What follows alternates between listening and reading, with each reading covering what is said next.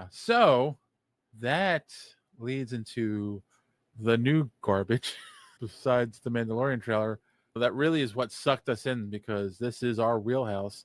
So Yeah. Tatiana Maslany came out. She-Hulk had a series on HBO. I'm not HBO Max, on Disney Plus. And she came out and said, boycott Disney. Yeah. Wow. Talk about somebody who doesn't want a job anymore. She came out to say boycott Disney. Marissa Tomei, who was Aunt May in the Spider-Man movies, which are technically Sony movies, not Disney movies, but her character's also dead, so she doesn't work for them anymore. So she was saved. She reposted that post from Tatiana. So basically saying the same thing, boycott Disney. And Pedro Pascal just came out and said that he stands with Jimmy Kimmel, which, okay, fine, whatever. So and everyone's, where Chris Pratt, on the contrary, when Charlie Kirk was assassinated, he said, oh, we should pray for Charlie Kirk and his family. That's all he said. That's all he said was we should pray for Charlie Kirk and his family. And people were putting messages online to cancel Chris Pratt for saying, let's pray for a man who just lost his life. Yeah. We're not the same. But anyway, the first question is, what do you think about this? Like, was that a smart move on her part to come out and say boycott Disney? I don't know if it's smart or dumb necessarily, because the She-Hulk show did get a lot of flack. And yes, Tatiana, go ahead. But remember, on this very show, maybe a couple weeks ago, we did pretty sure we covered this. She had come out and said she would love to keep playing the character. So go ahead. Finish your thought. No, but she's like one of those shit-talking actresses like Brie Larson. She's very antagonistic to the male demographic, and we are pretty much the powers that be when it comes to this sort of thing. Sorry if that's seen as anti-feminist. It's just numbers. So I don't think they were going to do anything with She-Hulk anyway. I think she knew that, probably from the response of her saying, oh, I'd love to come back. Yeah. Okay, fuck these guys. And she's a leftist. Is it smart? No, because you've said, hey, I'm not going to work with these people ever again, because, that streaming service is Disney's primary focus. And so other than guaranteeing you're not going to have a job again, you've also relegated that character to basically a notch on Matt Murdock's belt. So you make an excellent point, because now I remember that article was an interview for someone else, like Entertainment Weekly or something, and they asked her if she was in Doomsday, and she said, no one from Marvel's called me, but I would love to play the character again. And a lot of times actors and actresses do that to put the feeler out there so that they will get a call to say, oh yeah, we do have plans, we want to use you here or whatever. So there's a good chance that she didn't get that call, so she took this opportunity to say screw you to Disney, because maybe they weren't planning to ever bring her back. But it was just one thing that you have to look into it a little bit more. She came out and said that. Marissa Tomei came out, which I totally agree with you. She's Sony anyway. Her character's dead. So she also has zero chance of coming back. But then I hear Pedro Pascal, as you mentioned. However, he just supported Jimmy Kimmel.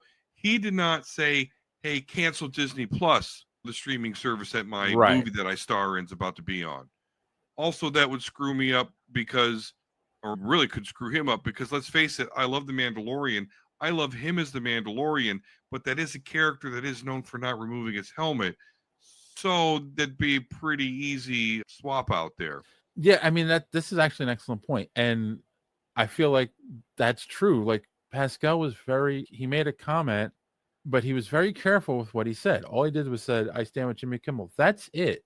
Because that's something else that I was going to point out, is people don't realize that Disney, for a lot of their actors and stuff, it's, from my understanding, it's actually started with Marvel, but Disney's adopted. The thing is, there's a morality clause in all their contracts.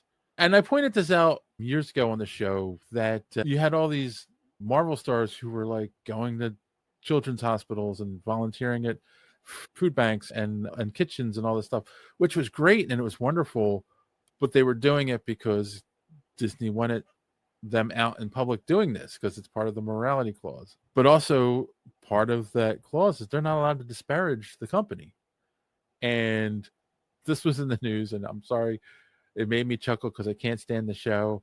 The View wanted to go out and complain when they canceled Jimmy Kimmel, and the ABC obviously is owned by Disney because that's where Jimmy Kimmel was as well. But they were like, no, you can't do that. And apparently they were really upset.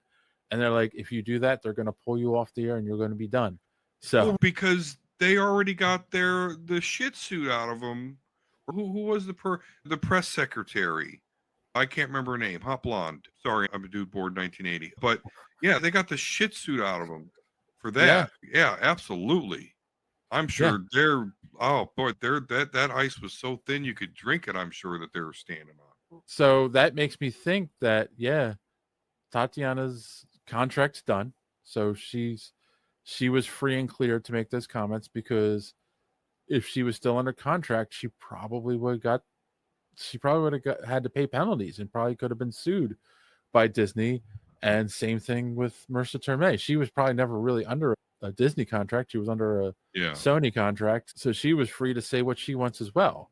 But Pascal was like, yeah, I stand with Jimmy, and just left it at that. So he was careful in his response. We got him standing with Jimmy. Chris Pratt, he's praying for Charlie Cook. It's Marvel Civil War going on here. But outside of Tatiana, everybody's responses have been pretty measured. So I don't think it's that bad. I think it's exactly what it is. It's all these other virtue people signaling. It's virtue signaling. It's virtue signaling. It's virtue signaling either way, but also they're under contract, so they have to be careful what they say. That's why you're not getting RDJ or Chris Evans, or I can't think of his name, the guy who plays Ant-Man. Paul Rudd. You're not getting any of them jumping on this, making a comment either way. Yes. So everyone who's currently in movies and under contract is being very measured or not saying anything at all.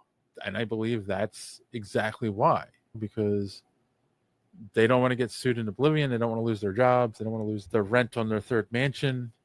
Right. Their payment for the third mansion. Yeah. It's probably not as big of a deal as it is, but this was in the Hollywood Reporter, and they were obviously sensationalizing it. No, but it's shocking though. You wouldn't think somebody would just crap on the streaming service that they are featured on, that you've seen their picture on in the menus of Disney Plus before. You just wouldn't think that. But again, obviously signaling they're not working with Disney no more. Thanks for watching this clip from the Superhero Speak podcast. And don't forget to watch us live every Sunday night right here on this channel. While you're here, hit the subscribe button and click the bell for notifications so you won't miss out on any of our great upcoming content. Speaking of content, don't forget to check out our website, superheroespeak.com, where you can find the podcast, links to our social media, merch, comic reviews, and so much more. That's superheroespeak.com. Thanks for watching, and don't let your cape be caught in the door. See you next time.